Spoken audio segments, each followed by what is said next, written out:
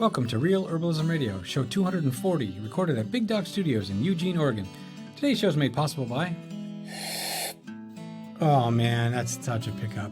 You got to try this tiger tea from Sacred Blossom Farms. In fact, if you go to sacredblossomfarms.com right now and enter in Real Herb, all caps, 15, you can save 15% on your next order. Tell them that Practical Herbalist sent you. Herbal vinegars are so easy to make, but what do you do when you realize you have loads more than your pantry can hold? Today we're talking with Kami McBride, author of The Herbal Kitchen and teacher of herbal medicine since 1988, about making and enjoying herbal vinegars. Now here are your hosts. I'm Candace Hunter. And I'm Patrick Hunter. And welcome to Real Herbalism Radio. Hey, Kami. Oh, I'm so glad to have you back. Oh, it's good to be here. Thank you for having me. So one of the first problems I had when I was just beginning with herbalism was that I loved making lots of herbal vinegars. And then they just sat there because I didn't know how to use them. Oh, no! I did at one point, I think I counted up like 6 half-gallon jars of like sage and I think it was sage, rose, and nettle vinegars. I realized that was a long time ago, and I realized that was probably too much and too great a quantity of each one. What do you think? Oh my goodness. Well, I do have an entire chapter in the Herbal Kitchen on herbal vinegars. I know. And I have half gallons of herbal vinegar in my house, and we use them. The thing is that it's one of the most versatile herbal medicines. You know, there are a lot of things to learn in herbal medicine: herbal tinctures, herbal pills, herbal compresses. You know, there's lots of medicine making techniques. Mm-hmm. And some of them are what I call just kind of the key log medicine making. And I think that herbal oils and herbal vinegars are that, because they're super simple and they are so versatile and they're super safe. Yeah. And so the thing about herbal vinegars is they're not only for salad dressings, right? Right. They are for, we add our herbal vinegars, you know, like adding a splash of acid, right?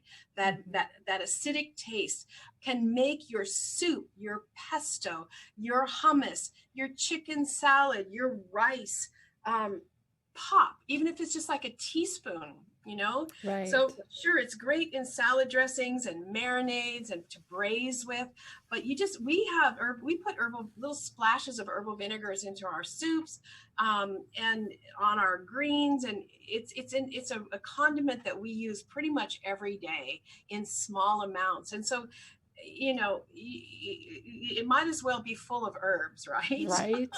But not only in your food, you can clean with it.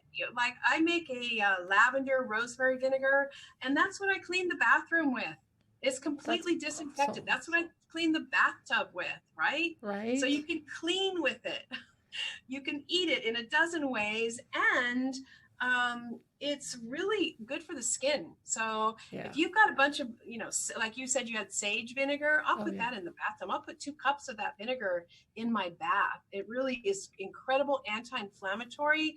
It'll help resolve so much inflammation on the skin. Mm-hmm. And it's just incredibly healing for the skin. So if you really don't know what to do with your herbal vinegars, put them in your bathtub. Oh yeah. And like the sage one, that sage or lavender, both of those are so soothing. I mean, they soothe your whole nervous system. Yeah, they do. They're relaxing. They're anti-inflammatory to the skin, and also people that have like acne and red spots. They're great, just like spot treatments on the skin. Yeah, you know, we live in blackberry country, and we get scratched up all the time, and so we have all these like nicks on our skin, and we'll put the vinegar on our skin, and it helps heal the skin quicker. And also a little bit of lavender vinegar on a sunburn. It stings at first. So don't do it on children, you know, under 10, because they'll like be like, that stings. But you put that lavender or sage vinegar on a sunburn, it stings for like 10 seconds. Yeah. And then it helps to draw out the inflammation from the sunburn. Yeah, I've done that with calendula vinegar. There was a point where I had calendula vinegar and I had gotten the sunburn and my shoulders were just really like lobster red. And I sprayed some of that on one side but not on the other to see how it would work. And I tell you, the side with the vinegar, with the calendula vinegar, healed faster and the pain went away a lot faster. It was pretty impressive. Yeah. Yeah, so I don't think you can have, I don't know, herbal vinegars. I think it's just about getting into the mindset of really using them more. And, I am all about the herbal kitchen. And the herbal kitchen doesn't mean you're going to become a great gourmet cook or a great herbal, connoisseur cook or whatever.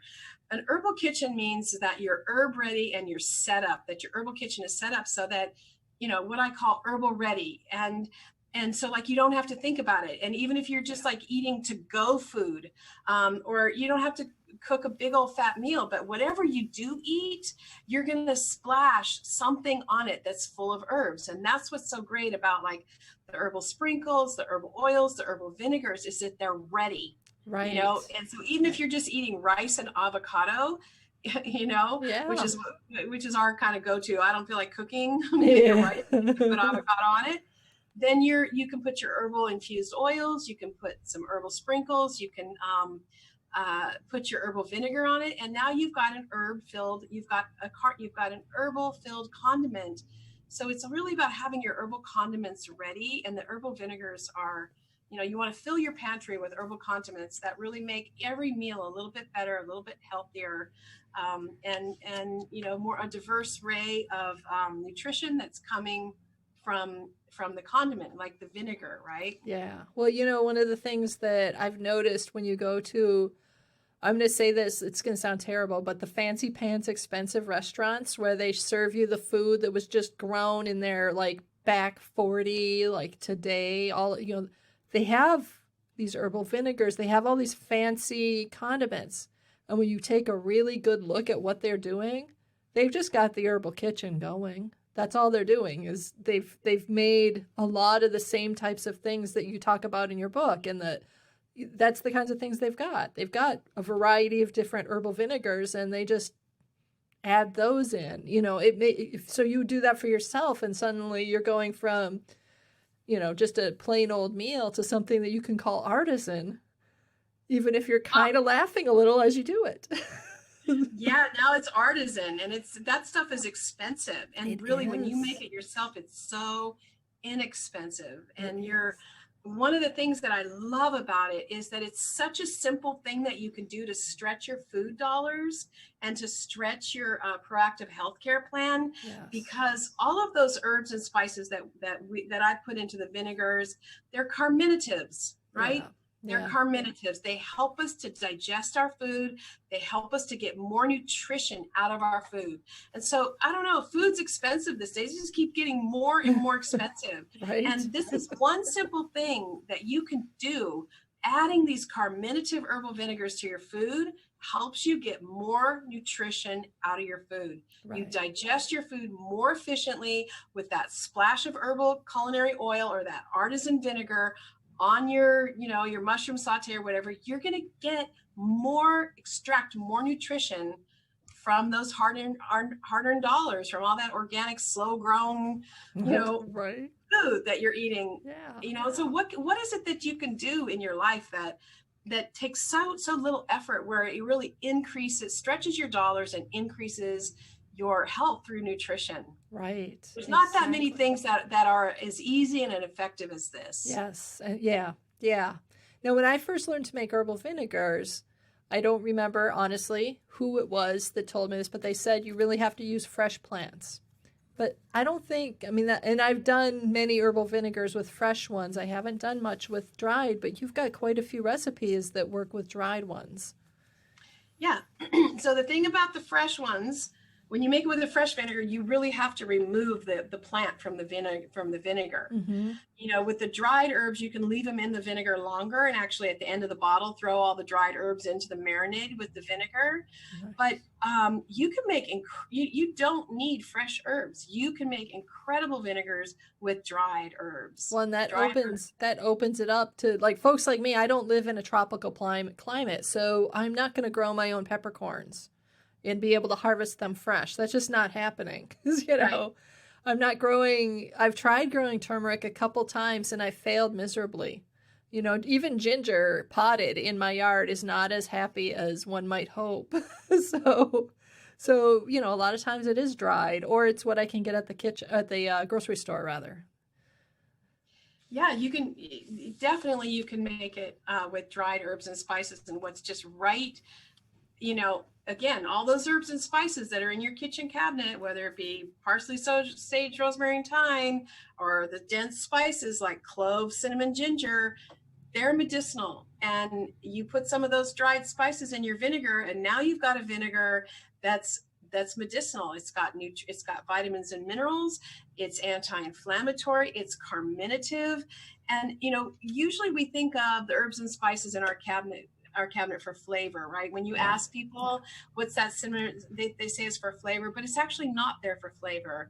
The flavor is a byproduct of why we have them in there. Yes. The real reason that the herbs and spices, the relic of why they're there, is because they help to kill foodborne pathogens. Yeah. You know, every traditional food had an herb or spice to go with it to kill the foodborne pathogens and to help us digest it. That's really the medicine of our spice rack that we forgot about. Yeah. Our great-great-grandmothers knew about that, but we forgot. We just thought it was because it's in the recipe. No. And so when you get those herbs and spices into your vinegars, you are remembering the real medicine of your spice rack. It's there to help you digest your food, and it's there to help you kill the foodborne pathogens that are in the food.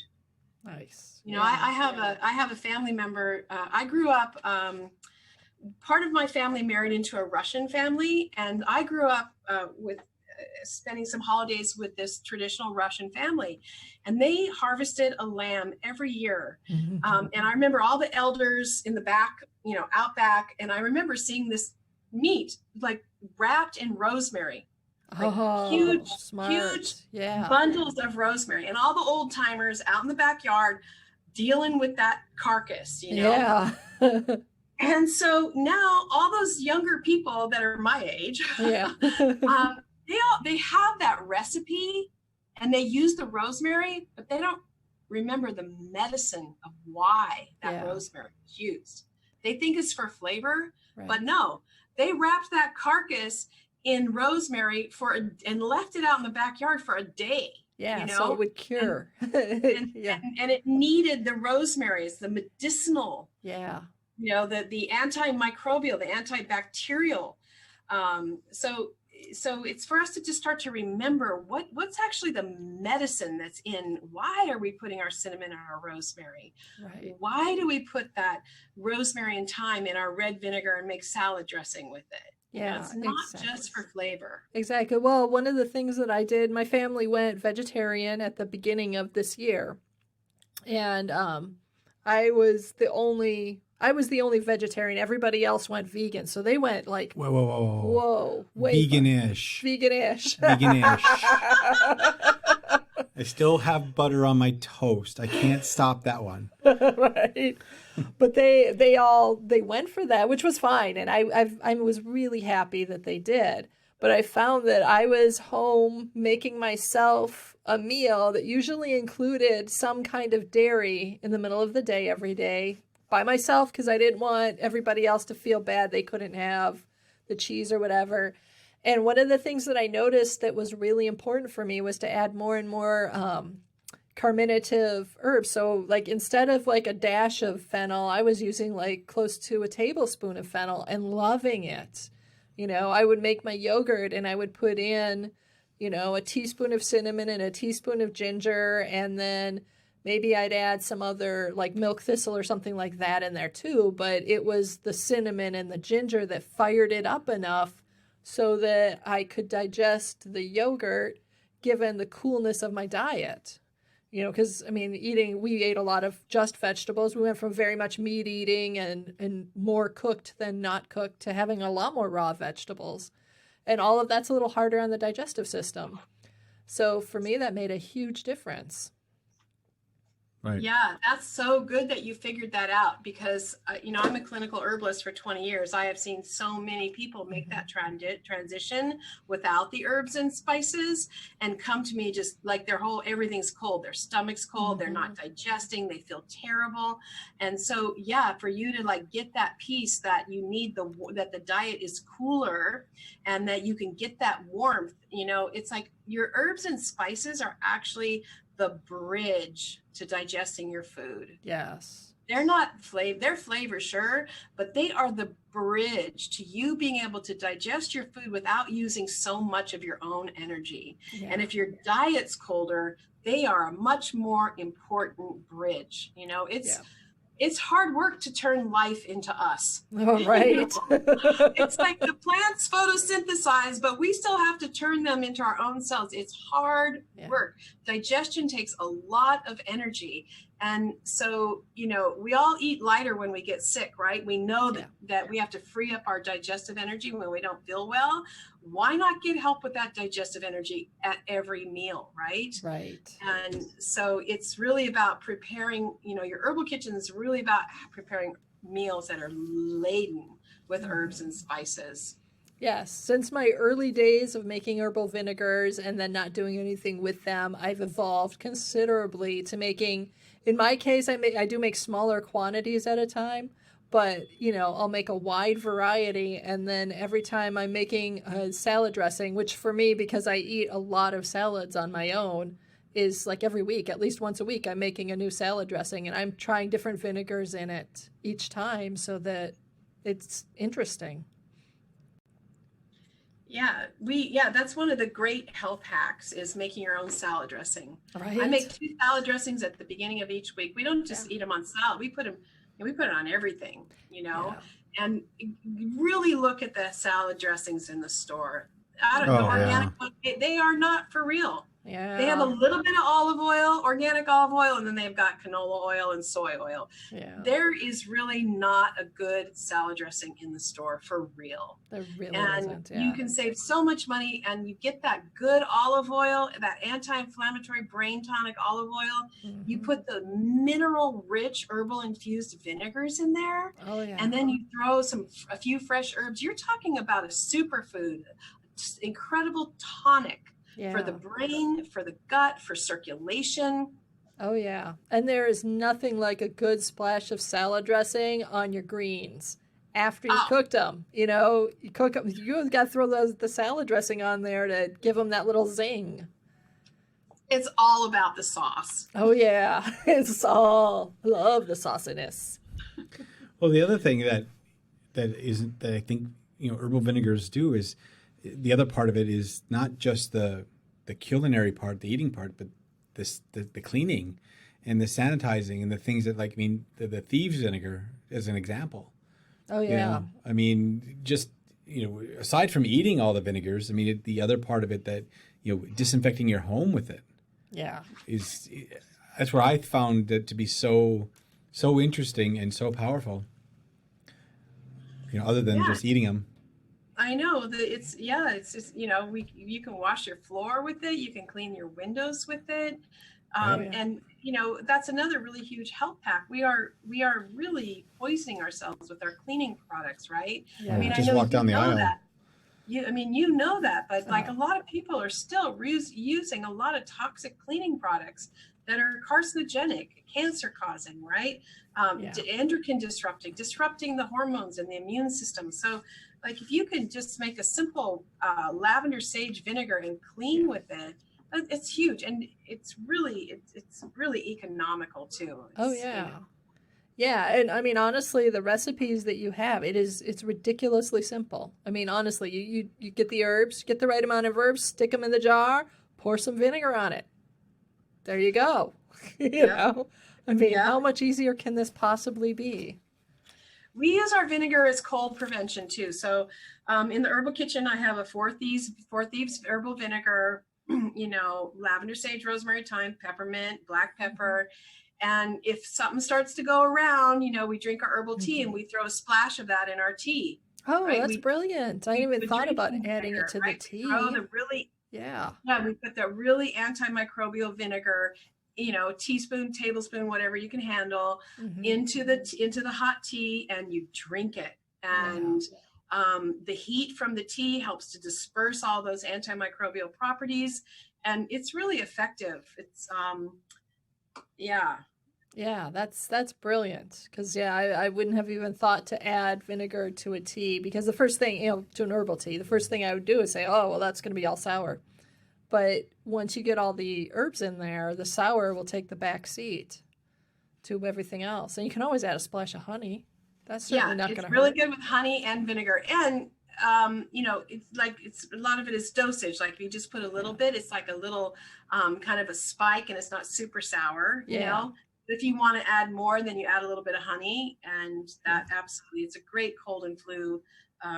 Just if you, or like starting to get an allergy or running nose or something, we do that. We use that as our part of our healthcare. Yeah, I love that.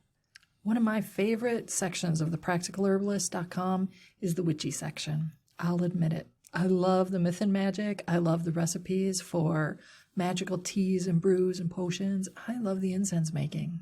All of that stuff just is so much fun and helps me deepen my relationship with the plants. If you'd like to learn more about the witchy side of life, check out thepracticalherbalist.com. I just happened to glance at Candace's book. It was open, the Herbal Kitchen book, and the one recipe that got me attention was the mussel rub vinegar. How'd you come about that with that one? And I asked this because I CrossFit and I do Olympic weightlifting, and my muscles are starting to complain. Yeah, they do complain usually after the second or third workout in the week. Yeah. Well, I live an hour north of San Francisco, and I've spent a lot of time in Chinatown. And, I'm not a Chinese herbalist. I'm an Ayurvedic practitioner, but I love just, hanging out and and one of the things I started to notice was all the Chinese, a lot of the old time practitioners, they all had muscle rubs. Mm-hmm. They all had their own individual muscle rubs, right? Yeah, like their dipping and they were some of them were vinegar based, some of them were alcohol based. And so I got the idea there. And so I started making that a long time ago. And I have been doing massage for 30 years. And so one of the main herbs I use in my herbal infused oils is mugwort for muscle cramps, muscle tension, low back pain, menstrual cramps. And so I started putting the mugwort into the vinegar based on those two ideas. And it works. You put it, you rub it on there afterwards, you rub it 3 times a day. And That's interesting. Is way back again, early in my herbal learning, mugwort was something that came up, but it was only supposed to be used if you wanted to do some kind of like shamanic journey work or dreaming or, some other magical thing. And that you were supposed to be super careful about using it for anything else, because I wasn't ever really quite clear why, but there was a lot of talk about being super careful about, barely use any, really low doses. And I myself haven't used mugwort much, partly because of that early teaching. And I'm, at this point, I'm starting to question a lot of different things that I had learned early on. Yeah, well, we have a native mugwort here, Artemisia douglasii, Mm-hmm. and then we also, a lot of people grow the European mugwort here, Artemisia vulgaris. And again, I'm really into my herbal infused oils, using them topically. I teach a whole course, handcrafted healing herbal oils on it. I think that your herbal oils are another huge, super safe, so versatile. But I started infusing mugwort because it grew all around me into my herbal. I started making herbal massage oil with mugwort like 30 years ago, 28 years ago. And I've been using that all this time. And for menstrual cramps, low back pain, that oil is incredible. And I've never had a single contraindication. Nice. Yeah, I when I was younger, mugwort grew near me. I don't know which one it was. I just knew it was a mugwort. and it would pop up as a weed. And as I've gotten older, like the last 5 to 8 years, I have not noticed it so much.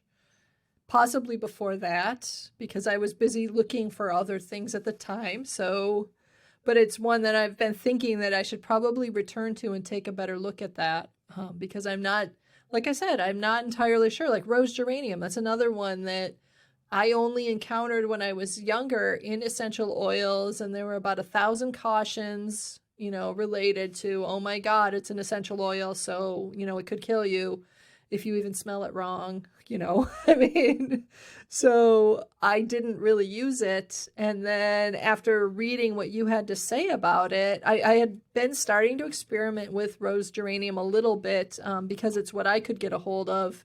And it's related to Umkaloabo, which is the geranium that grows in, I think if I remember right, South Africa, that's used for colds and flus and that sort of thing. So I've been kind of experimenting with rose geranium because I thought, well, if that one's really astringent and good for respiratory system, this one may be. And I had gained a lot more confidence after reading the Herbal Kitchen and seeing that you're solid there. You know what you're talking about with this herb. And I'm not, potentially playing games with my family's health. Yeah. Well, that's the one thing about herbal medicine. We never get bored, right? Right. Yeah. It goes on and on, and don't try to know it all. Pick the ones that you just, that grab you, and that you just like, oh, I got to go back and spend time with that one. And like, what is it? Like the smell or the texture, and just let ourselves just fall in love and have fun with it, Yeah. And the stuff that grows easily for you. For some folks, the plants that are growing well for you, those are the ones that actually you need. And the ones you can't seem to get to grow, those are probably not the right ones for you anyway. So let them go. I've told this story before, and I never really believed that what Candace just said, but my dad came to live with us for, 6 months, about 15 years ago. And when he moved in, wild lettuce just exploded around his corner of the house, and we couldn't figure it out. It was only there. And then when he left, it kind of left. Yeah. And he's a chronic sufferer of back arthritis, and so he's on a panoply of painkillers and stuff like that. So that could have been something that he probably needed, but we didn't take it in stock at that point. But, well, I did, but he wasn't open to much. So I just hoped that at least the energy of the plant growing right around him would help. But yeah, our neighbors didn't like us because we let it grow. And we were in suburbia, so they were very unhappy with us. Yeah. But it's so interesting that those plants arrive and then are there for you, and then when you don't need them, they kind of leave. And I was never a believer until that moment. Then I said, yeah, Candace is right. Mm-hmm. So I've seen that happen many times. You can hear it, and then once you experience it, it's just like, wow, the intelligence of the earth, right? Right. The intelligence of the plants. That we are wired to be in communication and to receive from them. We just haven't cultivated it as a culture. And when we open to receiving their communication again, it just opens up a whole other world of beauty and wonder, and it's just a higher quality of life, really. Yeah, it is. I mean, that artisan thing is actually real. I personally think of doing all the herbal vinegars and all that is this incredible luxury that you can afford, even if you still have to get, food stamps or public assistance, or, even if you've got really low income. You don't have to live without luxury. You can have luxury too. It just takes a little bit of knowledge and a little bit of willingness to step outside of an old-fashioned box. Oh, I love that. I love how that's so beautiful how you said that. It's, and really it's the best healthcare prevention around, if you ask me, what you've got in your kitchen and what you put on your food. Yeah. And an herbal lifestyle, it's as good of a healthcare plan as anything out there, right? There's a lot that we can do, but having the herbs in your food and all that, it's as good as anything else. Yeah, what's that old saying? An ounce of prevention's worth a pound of cure. You Uh-huh. know, but I'll stick with the ounces of herbs and prevent. Mm-hmm. Yeah. All right, so Kami, how can people get a hold of you and a hold of all these amazing recipes?